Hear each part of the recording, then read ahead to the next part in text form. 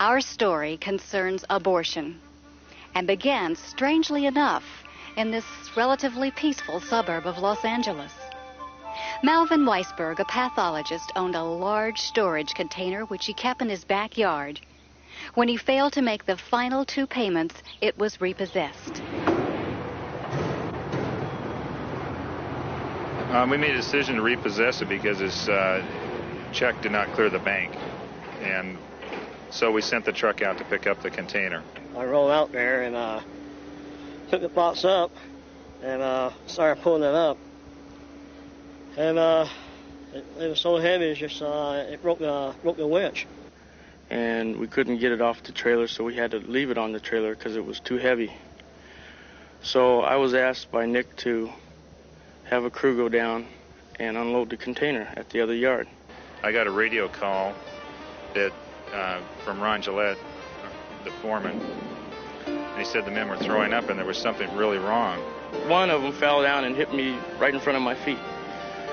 And it was opened up, and there it was. It was a mutilated body. And the more closer I looked at it, it was a human body.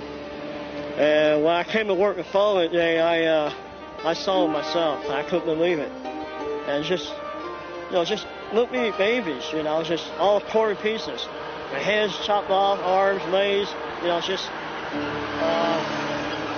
it just makes you sick to see something like that.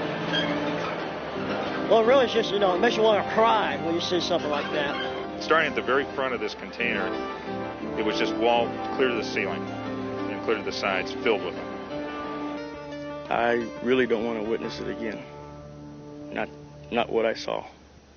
Well, as the supervisor for the County of Los Angeles, we found out through the media that 17,000 infants had been stored in a container. So we asked for an investigation by the district attorney and the coroner's office.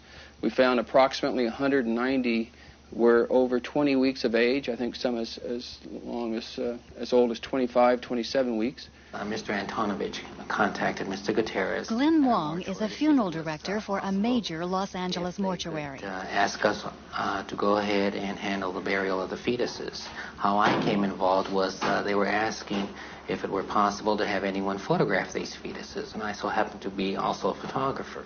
How many fetuses were actually involved in the autopsies? There were approximately about 44, if I'm correct. And why were the autopsies performed? They were to find out why, or what was the reason of the cause of death. That wasn't apparent? Apparently not. No, I've seen some of these fetuses, and believe me, they were apart. There were some where the eyes were bulging, and some where the chest cavity was ripped open. I do remember one where I saw a hand and the feet all apart.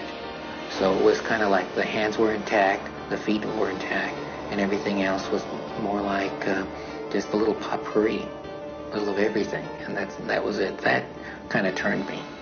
Here we see the abortionist stretching the cervix very wide open. Dr. John Wilkie, who with his wife Barbara authored The Handbook on Abortion, described the dilation and extraction method used to abort many of the fetuses. Without any anesthetic, the abortionist reaches up into the womb and seizes part of the body of the baby, usually a leg or an arm, twisting and tearing, tears it off and away from the body of the baby. The baby, feeling pain, does not have any anesthetic. Bleeding is extreme. The abortionist returns in there with this grasping pliers-like instrument, tearing more parts of the body away, snapping the spine, and finally the mechanical problem is to get the skull out, and so he usually has to crush the skull in order to bring it out. We had a court order that would allow us to bury these infants, being a humane act.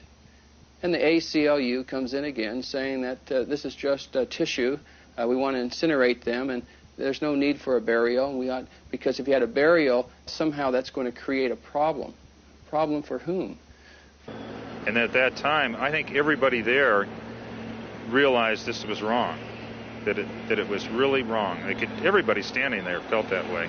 Even the coroner's office, I could sense that they were treating this like they were dead people, and they are dead people. That's the way everybody treated it. Evidently, the ACLU doesn't feel that way. And then transferred it all into the original container And as I understand, it's still up in a county yard someplace. Is it refrigerated? No, it's in a steel container. And how long, do you have any idea how long it'll be there?